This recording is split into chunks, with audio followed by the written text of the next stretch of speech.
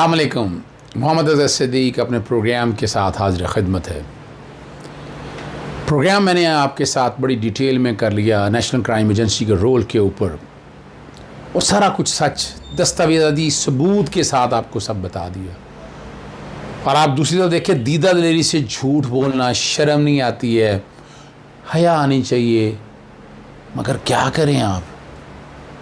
इन्होंने शायद रब को जान नहीं देनी है या बाकी दुनिया के मामलात नहीं देखने हैं, ये इनका अमल ये जाने।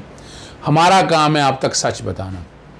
अदालती खबरें रह गई थी और बड़ी अहम खबरें हैं, ख़ास तौर पर रहीम जान खान मंदिर जो हमला है उसके हवाले से केस है, और उसी में ज़िक्र हुआ अक़लीतों के 30,000 सीटें खाली पर इजहार तशवीश किया है जनाब चीफ जस्टिस ऑफ पाकिस्तान ने। और अक़लीतों के लिए सरकारी नौकरियों में 5% कोटा मुख्तस है। चेयरमैन वन मैन कमीशन जो है ना, शोएब सडल ने अदालत को बताया अक़लीतों के मुख्तस शुदा सरकारी नौकरी कोटों में हिंदू, मसीह, सिख और या दीगर से मुतल्लक वजाहत नहीं है। अक़लीतों के इस वक्त पूरे मुल्क में 30,000 सीटें खाली पड़ी हैं। बताया गया है कि पंजाब, वफाक, KPK और बलोचिस्तान हुकूमत अक़लीतों के 5% मुख्तस कोटे पर भर्तियाँ नहीं कर रही। सुप्रीम कोर्ट वफाकी हुकूमत और सूबाई चीफ सेक्रेटरीज़ और वन मैन कमीशन से तावर करेंगे। सुप्रीम कोर्ट का है रिमार्क्स हैं। अक़लीतों की नौकरियों से मुतल्लिक मामलात पर मुतल्लिका अथॉरिटीज़ जल्द इक़दाम करके रिपोर्ट जल्द दाखिल करेंगी। ये सुप्रीम कोर्ट में आपको यहाँ देखें, आप कौन से मुल्क में, भारत में है इस तरह अक़लीतों का तहफ़्फ़ुज़ जो पाकिस्तान के अंदर है। यहाँ सो कॉल्ड लिबरल उठते हैं और मेरे मुल्क के ख़िलाफ़ झूठ बोलना, बकवास करना शुरू कर देते हैं। यहाँ देखें अदालतें भी, और वहाँ बैठकर बाकायदा उनके हकूक़ के लिए जंग लड़ रही हैं। और ये हमें दीन ने सिखाया है, ये हमको एहसान नहीं करे किसी के ऊपर। आगे चलते हैं, आपको लेकर चलते हैं दोबारा तामीर के हवाले से, जो रहीम जान खान में मंदिर है उसके हवाले से। और सुप्रीम कोर्ट को बताया गया कि तामीर की जा चुकी है। भोंग में पुलिस स्टेशन के क़याम के लिए को रईस मुनीर अहमद है, उन्होंने 10 कनाल ज़मीन पंजाब पुलिस को तोहफ़े के तौर पर दी है। मुल्तान सक्खरवे रोड पर भी ना सादकाबाद इंटरचेंज की तामीर के लिए भी रईस मुनीर 25 एकड़ ज़मीन तोहफ़े के तौर पर देने को तैयार हैं। सुप्रीम कोर्ट का नेशनल हाईवे अथॉरिटी और सेक्रेटरी प्लानिंग को आइंदा समात में ज़ाती हैसियत में पेश होने का हुक्म। चेयरमैन NH और सेक्रेटरी प्लानिंग सादकाबाद जो है ना, ये सादकाबाद इंटरचेंज की तामीर से मुतल्लिक बातें हम बड़ी करते हैं कि जनाब ये है सुप्रीम कोर्ट पब्लिक इंटरेस्ट कर रही है। आप जरा हैरान हैं, यानी अपना इस पर आ गया कि शेम सिंध गवर्नमेंट के बाद में तो और क्या कहें, बुनियादी हकूक़ का तहफ़्फ़ुज़ फराहम करना है अदालतों ने। अब हुकूमत नहीं करेगी तो अदालतें आगे आएंगी, ये ज़हन में रख लीजिएगा। भोंग में पानी के नलके पर के बायस लड़कों में लड़ाई के वाक़े की इतला मिली है जिससे पाकिस्तान ने मार्क्स दिए। लोगों को ऐसा क्या हो गया कि एक घूंट पानी पर लड़ने लगे। मुआशरे में इखलाकी इस्लाहात लाने की ज़रूरत है।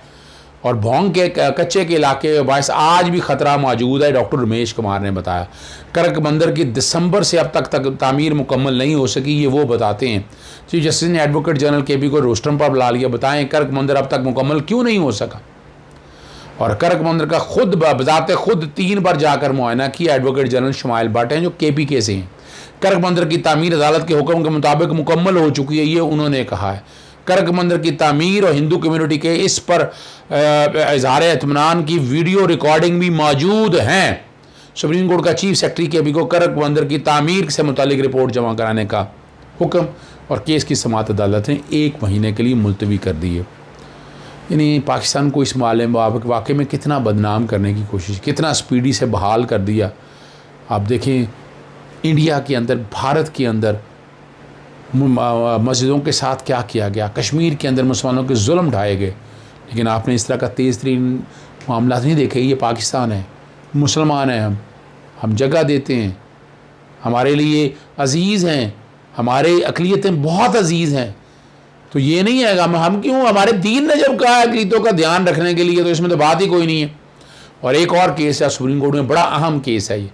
KPK में तरक्याती फ़ंड केस की समाअत हुई है और दरख्वास्त गुजार खुशदिल खान और सूबाई हुकूमत ने मामला हल करने के लिए वक्त मांग लिया। तरक्याती फ़ंड का मसला सिर्फ KP का नहीं, पूरे मुल्क का है। जस्टिस उमर अता बंदियाल ने बहुत, और बात हकीकत ही है, बल्दियाती हुकूमतें भी फ़ंड की शिकायत करती रहती हैं। तरक्की हर इलाके में मसावी होनी चाहिए, जैसे सईद मंसूर अली शाह ने रिमार्क्स दिए।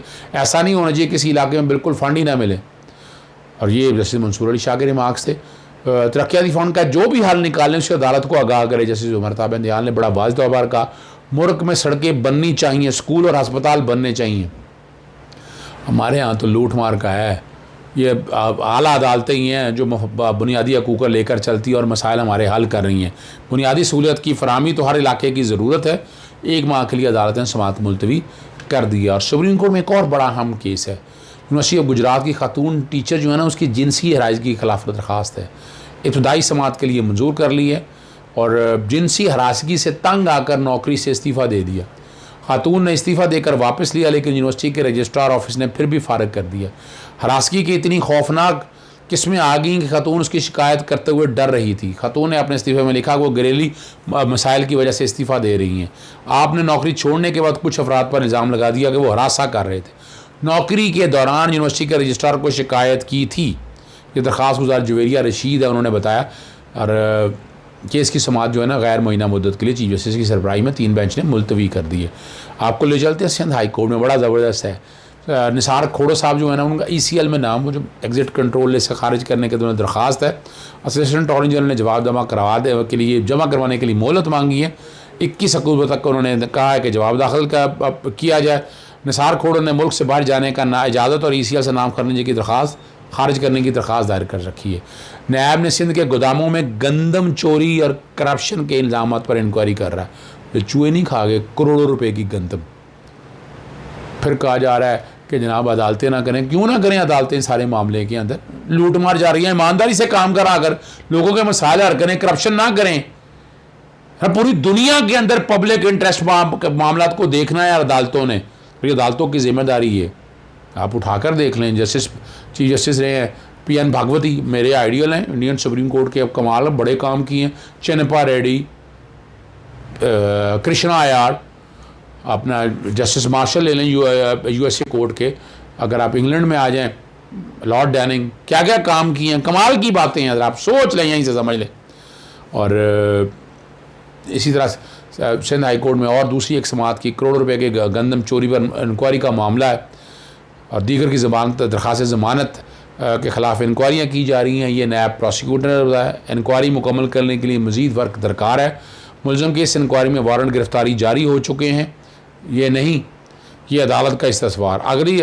अगर मुलज़म के वारंट गिरफ़्तारी जारी नहीं हो सकती तो दरख्वास्त निपटा देते हैं। बड़ा ज़बरदस्त सवाल किया। निसार खोड़ों की वारंट गिरफ़्तारी से मुतल्लिक़ जवाब जमा कराने के लिए मोहलत दी जाए, ये नैब प्रोसिक्यूटर ने कहा। अदालत ने आइंदा समाअत पर नैब से जवाब तलब कर लिया, और 5 नवंबर तक अदालत ने ज़मानत जो है ना, इंटरम ज़मानत, कच्ची ज़मानत, वो मुलतवी कर दी है। महकमा फूड करप्शन से मुतल्लिक़ 3 इंक्वायरियाँ कर रहा है। और सिंध हाई कोर्ट में बड़ा अहम इशू है मुराद अली शाह की नाहली के बारे में। ये जो है ना, अलीम आदिल शेख ने दरख्वास्त दायर की थी कि दोहरी शहरियत केस में नाहली और झूठा हलफनामा जमा कराने का मामला है। फ़ैसला सुना दिया उन्होंने। सिंध हाई कोर्ट ने नाकाबिल समाअत दरख्वास्त को करार दे दिया है। और मुराद अली शाह ने दोहरी शहरी छुपाने पर सुप्रीम कोर्ट 2013 में नाहल करार दिया था। नाहली के बावजूद मुराद अली शाह ने ज़मीनी इंतखाब में हिस्सा लिया और कामयाब हो गए। सादिक और अमीन नहीं रहे। मुराद अली शाह को आइन के आर्टिकल 62 और 63 के तहत मुस्तकिल नाहल करार दिया जाए। दोहरी शहरियत के लिए 63 आर्टिकल अप्लाई करता है, 62(1) उसका सादिक और अमीन। हाँ, ये है कि आप जो अदालत के सामने बयान देते हैं, अगर आपने बयान झूठा दे दिया है तो बिल्कुल इसमें कोई शक नहीं है, नाहल तब भी आपका होना बनता है कि आप मिस डिक्लेरेशन आपने की है, आपने झूठ बोला है। अब इसमें अलीम आदिल शेख ने कहा कि वो इसके खिलाफ सुप्रीम कोर्ट जाएंगे, और वो कंसाइज स्टेटमेंट वो बता रहे हैं कि जी मैंने, और वो बता रहे हैं कि मुराद अली शाह जो है PS 73 से 2008 में रुकन मुंतखब हुए, और महमूद अख्तर नकवी का फ़ैसला आ गया दोहरी शहरियत के हवाले से। जस्टिस इफ्तिखार मोहम्मद चौधरी साहब के दौर में आया था, और 2012 में ये आया था फ़ैसला, जिसके बाद दोहरी शहरियत नहीं वो अपना हल्फनामा इलेक्शन कमीशन के पास जमा कराया। ये अलीम आदिल शेख का कहना है उनका। और अब करेंगे मुराद अली शाह ने एफिडेविट जमा नहीं कराया और मुस्तावी हो गए, यानी दोहरी शहरियत बरकरार रखी और मुस्तावी हो गए। और दोबारा इलेक्शन में मुराद अली शाह ने फॉर्म भरा और उसमें लिखा कि मेरे पास दोहरी शहरियत नहीं है। अब ये उनका कहना है। अब ये मामला अल्टीमेटली सुप्रीम कोर्ट देखेगी, सुप्रीम कोर्ट इसमें क्या करती है। लेट्स सी, आगे फैसला जो है ना वो सुप्रीम कोर्ट ने करना है।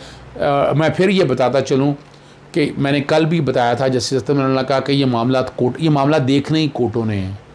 याद रखिएगा, मिस डिक्लेरेशन भी कोर्ट ने डिक्लेयर करना है, वो पार्लियामेंट ने नहीं। अगर झूठ बोला है ना, वो लिखा हुआ है आइन के आर्टिकल 62 और 63 में। 62 और 63 बैकग्राउंड में मैं फिर चला दूंगा आपके लिए। तो ये अदालतों ने काम करना है और अदालतें करती आई हैं। मैंने बड़ी तफसीली फैसले आपको सारे बताए थे।